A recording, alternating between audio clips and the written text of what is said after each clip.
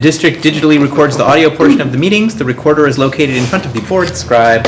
All recordings are kept in the superintendent's office for 30 days and are available during that time period for inspection by members of the public on district equipment without charge. As a community service, Pacifica Community Television, PCT, records and broadcasts meetings. Okay. Approval of the minutes of June 15th and June 29th. Anybody have any additions or changes to those? No. Are we going to do roll call? Sorry, yes we are. So I'm like, let's get through this meeting. Let's go. Well, about where we'd be at 7:15, so that's fine. Yeah, okay, sorry. That's all right. You could start over here. No, it's fine. Okay. We could do the, let's do the flag salute. Ms. Gould, would you like to lead us to the flag salute? I pledge allegiance to the flag of the United States of America and to the republic for which it stands, one nation, under God, indivisible, with liberty and justice for all. Okay. Suzanne, will you please take the roll? Trustee Villalobos? Trustee Vidal? Here. Trustee Shiakari? Trustee Levy? Here. Trustee Gould? Here. Okay. Now let's do the meeting, the minutes. We don't. If nobody has any changes to the minutes, then I just need a motion to approve them. I'll motion to approve. Okay. I'll second. Thank you. All in favor? Thank you. Board passes 3-2.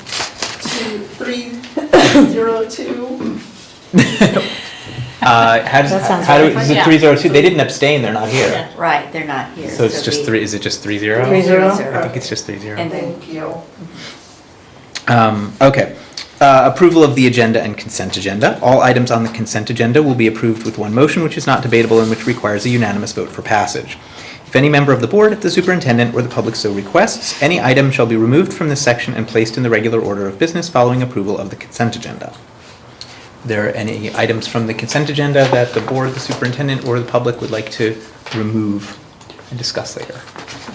No? Okay. Then we need a motion to approve the agenda. I'll Consent move to agenda? approve the agenda. Okay. Second. Thank you. All in favor? Board passes 3-0. Thank you. Thank you. And that was for the agenda and consent agenda, correct? Okay. Thank you.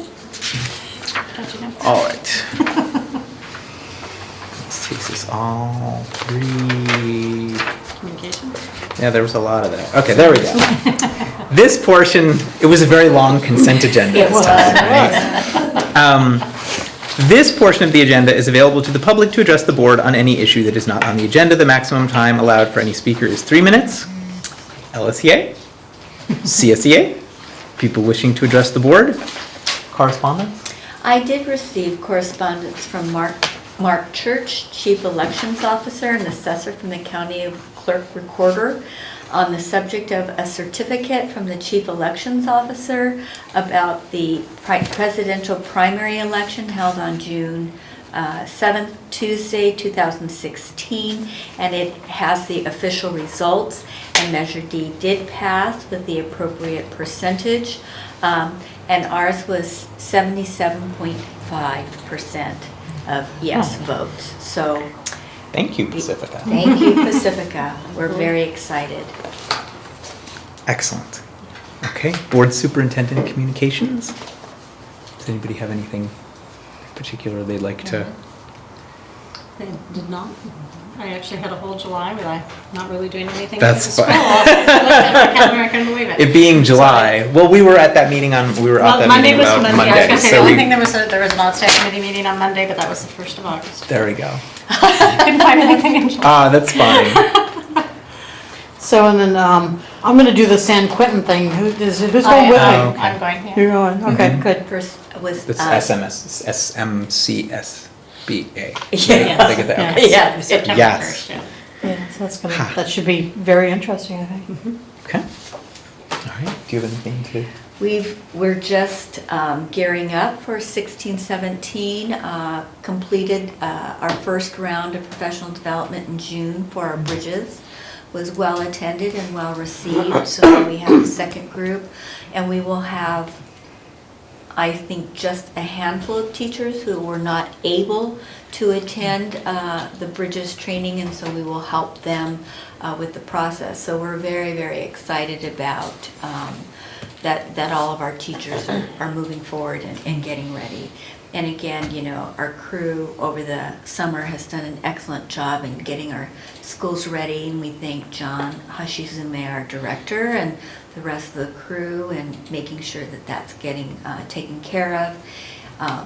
IBL school was painted, and Josie will be bringing an item forward about our roof, but our goal was to try to get it close, if not completed, by the time students arrived. So she'll have that discussion. So it's been kind of busy. It's been nice. Suzanne has had her opportunity to work over the summer and get a few board agendas under their belt, and we do have some new employees in pretty key positions.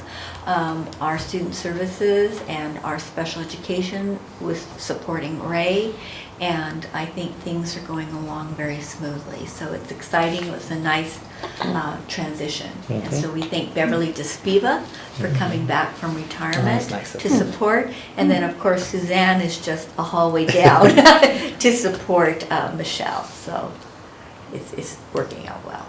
So Excellent. Okay. District business. The district values the goals provided in our Local Control Accountability Plan, LCAP, and Strategic Plan. All of our district board agenda items are tied to these goals. One or more goals are listed in the description of each board agenda item. The details for each of those district goals can be accessed on our agenda online public page or by visiting the district website, www.pacificasd.org, under District Information, Board of Trustees, and our latest LCAP goals have been updated. That's awesome. On the wall above Ms. Van Rapphorst's head. Okay. Item 5A, approval of contract amendment with Andy's Roofing Company. Ms. Peterson. Okay, earlier this summer, the board approved a contract for Andy's Roofing. We did our bid process, and we had a contract for repairing the roof, and the job was going very well for the summer. At first, there was some concern from our staff that they wouldn't complete the roof on time, but John worked very hard with the contractor, and he even got them to work on Saturdays. So the timeline, the work product, everything has been going really well.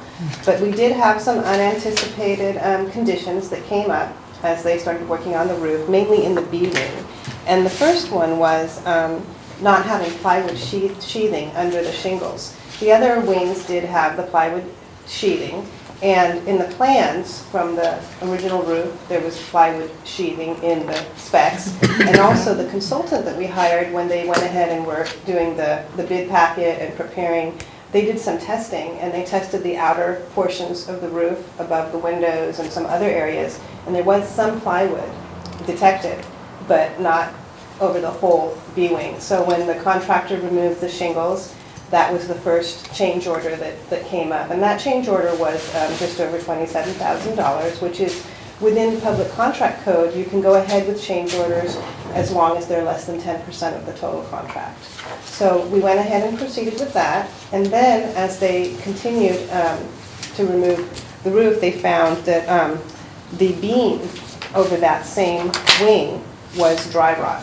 And so again, that's another unanticipated condition which you couldn't tell without removing the roof to detect the dry rot.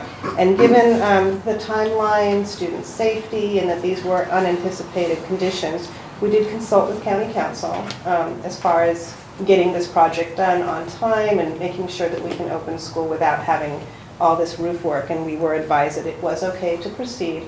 But we did want to, in all transparency and conducting all of our business in public, make sure that we brought this before the board to explain the two change orders. Because now with the second change order of $31,000, it brings the total to $412,000. So that is above the 10%.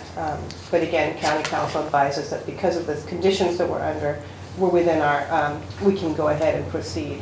The one thing that's not in the write-up that I didn't include, but we did include in the board, we can review, is that there is a $28,000 contingency for the insulation. And so within the contract, we had built 20,000 of contingency funds that have not been drawn upon. And so John felt that that is something that we can absorb within his normal operations budget. So at the end of the day, the contract will not be the total of $412,000 if no other unforeseen conditions come up. It'll actually be $20,000 less for a total of $392,000. So that's where we are today. The roof project is still moving forward. You know, it's anticipated to be done at least when school starts, if not the week after. And if they do have to continue work when students come, there is times when they can do it, you know, after school or do limited activity that would not affect student safety. So we're hopeful it'll be done when school starts, but it could extend maybe a week beyond that. So with the lack of, I know we talked about it was past the warranty or past a certain amount of time, but if that plywood, which I would think would be under any roof, was not there, and that was in the original specs, does that give us any leeway to go back after the original contract? We talked a lot about this roof and whether or not to pursue, because we are beyond the 10 years. And the advice we got when it's been reviewed is that the amount of legal fees that we would expend in trying to go back to that contractor would, you know, maybe outweigh the benefit. You know, The plywood's kind of important part of It the sure roof. is. Yeah, I mean, I sort of agree with Elizabeth. Now that we've discovered this new thing, could we at least investigate with county council and send them another letter at least saying and this saying is what we found, and And you know, actually. maybe they would pay we- for that replacement cost or something, if not the. We could do that, so we will do that, but it's my understanding that we can't find the company any longer as well. Oh, Now the that- company doesn't The exist? company doesn't There exist. was an issue with the response, I remember, when county council sent the letter. So I'll Yeah. go back through the file and see. Because even if it was said, you know, that they should pay the price of the overage to replace that, or well, not even really replace the plywood, put the plywood in. Because I have what never seen one the without plywood. shingles Yeah, what do attached they to attach if them there's to? no plywood? What's on the roof? Well, sometimes they have that Thin layer. thin layer, so then they just kind of tacked it, I Wow. guess. It I was, don't it was really whoever did that roof. Wow, that's really that. yeah. And that's, I would think that it could even be a safety issue for the kids, because that, Uh-huh. if they're, you know, if you've been anywhere with snow or anything, you have a collapsed roof. Yeah. We will call Okay, county yes, council it's- again Yeah. and see if she can pull her letter and she has these Kind of. facts now. She Would you can- like to pay for this cost, or we'll pursue? And I think Legal. we use Lozano Smith I think so. on this one. And I also, as while we're if there's it may be too late or whatever, but just to make sure that they take pictures to document the lack of plywood picture in of case it nothing? becomes well. I mean, yes. Take a picture. Nothing. Make sure they take a picture of nothing, That- so nothing that there. we can demonstrate in that I'll letter. ask John This if is he did. this is what's Yeah. not. You might have. That seems wrong. It seems like okay. So any other questions about the roof? It just seems like when I talked to Liz McManus about this, what, a year or two ago, that she seemed to indicate that whoever was representing that company was still around. So, talk to Liz. Yeah, I can check in with Liz as well. She was, if who doesn't know who Liz, she was the person working over the fiscal department at the time, back when some of those projects were done. She seemed to think that, if not the contractor, like Somebody. somebody. Okay, I'll give her a call. Okay. Thank All you. right. So this is an action item. So do I have a motion to approve the amendment to the contract? A motion to approve? I'll second. Need a roof? Okay. All in favor? Board passes 3-0, thank you. Thank you. Okay. Administrative regulations. So I'm just going to kind of, as I do, I'm just going to go through and name them, and just stop me if there's something that you want to discuss. So we're going to start with the 3000 series. It's Ms. Peterson's. BP 3515.2 disruptions and the associated AR. Firearms on school grounds 3515.7. The exhibit 34 firearms on school grounds, and the second exhibit for firearms on school grounds. Okay, now Ms. Peterson's 3000 series, I guess these are the minor revisions, right? Okay. AR 3314, payment for goods and services. 3311, AR 3311 bids, BP 3311 bids. 3541.2, transportation for students with disabilities, BP and AR. BP 3580, district records and the associated AR. Okay. Dr. Avila's minor revisions, 4000 and 5000 series. BP 4030, non-discrimination in employment. AR 4112, appointment and conditions of employment. 4112.21, interns. 4112.23, special education staff. 4112.9, exhibit, employee notifications certificated. 4212.9, employee notifications classified. 4312.9, employee notifications management. Thank you for naming those differently. I can see the difference between them. I actually really appreciate that. BP 4117.13, early retirement certificated, and the associated early retirement option, CSBA sample, for management, right? That's the management version of that. AR 5141.4, child abuse prevention and reporting. Was that the one with the training that may happen? That was the only, I think that was the only question I had in this whole packet, was that it says somewhere in there that the district may offer training every 3 years or something like that. And I just wanted to know, are we going to offer it or not? Like, I'm sort of, and I don't even mind and I think it was all optional. So I don't think it was required that we say that we're going to offer it. Like, I think if it's going to be at the judgment of the appropriate staff, then it can be at the judgment of the appropriate staff, and we can just strike that. But if we think we should have this report, if we think we should have this training every 3 years, then we should put it in policy that we're having it every 3 years. Did that make sense? Like, I personally, I could go either way. What do you guys say? It seems like when something happens, somebody gets sued, that's when everybody gets their trainings again.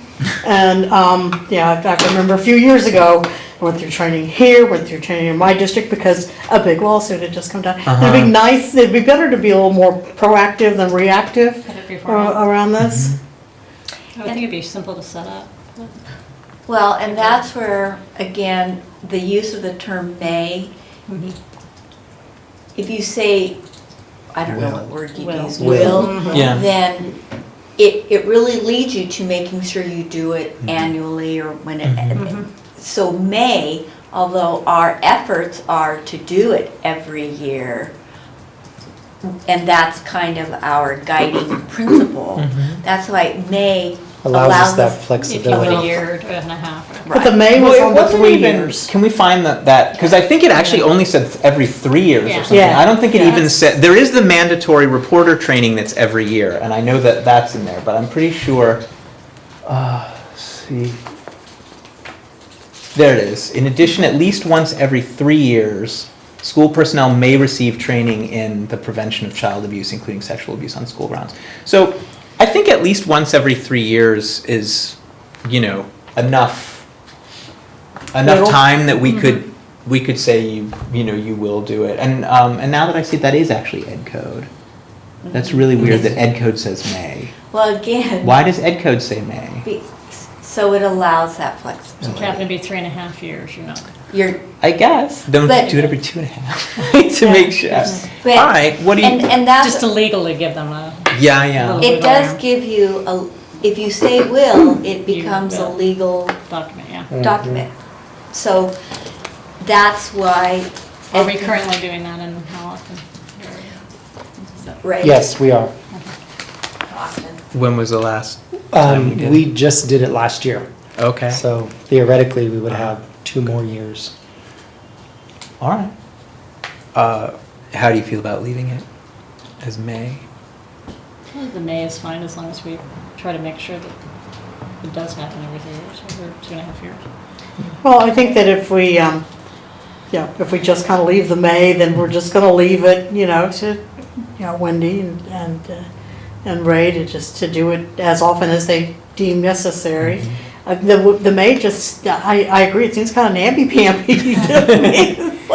It's Legally, I can And see I- why they, yeah. And I think that, and our hope is, and I appreciate that, Andrea, we don't, I believe that our philosophy is not to be proactive as opposed to reactive. And so we talk about how we could even provide a stronger, maybe a PowerPoint so it's consistent across the district to various schools, so that everyone hears the same message very clearly. So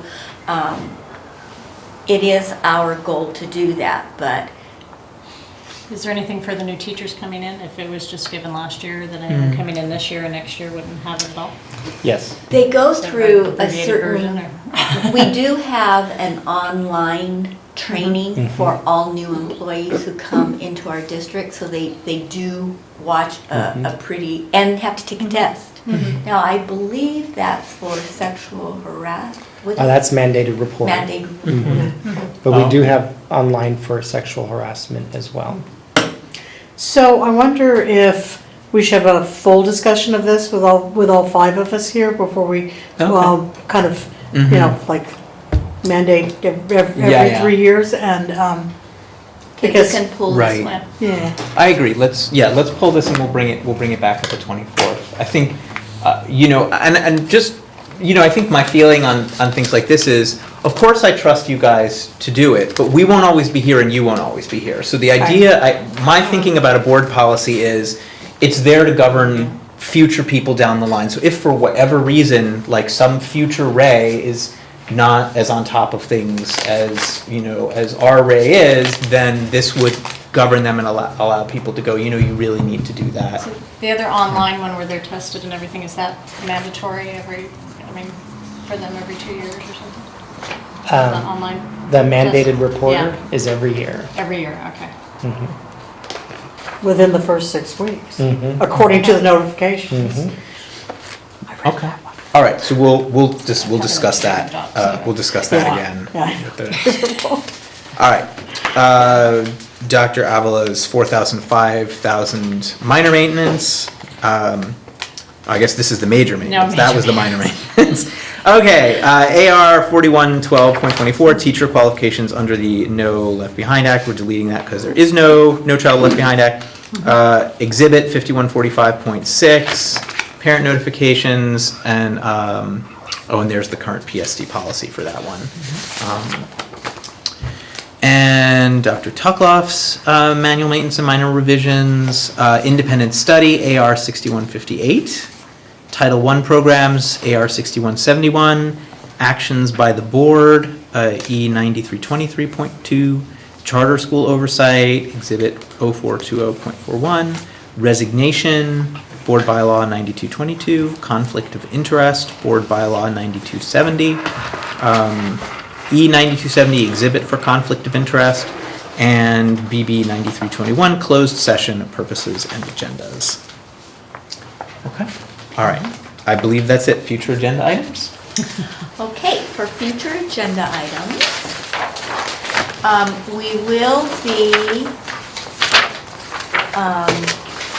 not doing the educator effectiveness block grant because after our recalculation of our funds, we're able to make sure that we're within what our current program proposal is. And also the physical education, grades 1 through 5, we already discussed that with you, so we felt that we did not need to cover those 2 items, 5 and 6. Good. We do need to add a board policy 5145.6, which is parent notifications, because our exhibit, the exhibit that we're moving to second reading now conflicts with the board policy. So we will bring that forward to our August 24th meeting for a first reading. This And isn't one of the removals because of no Child Left Behind, or it is? No. Okay, No, this is it's different. it's just the verbiage, the The wording. verbiage. Okay, So. no problem. And we could probably even put them together so you could see them side by side. I like doing that so you know what board policy and an exhibit is Gotcha. talking about. Okay. And then the board policy, or was it an AR or board policy that we just pulled? Yes. We will bring that back as well. Okay. All And right, I that's fine. think New that's it. assignments, conflict of interest resolution, operations plan, onset Ortega easement, right, Proposition 39 lighting project. Oh, good, okay. And, student enrollment. Okay. All right. Looks good. Okay, anything else? Okay. We're adjourned at 7:36. Thank you.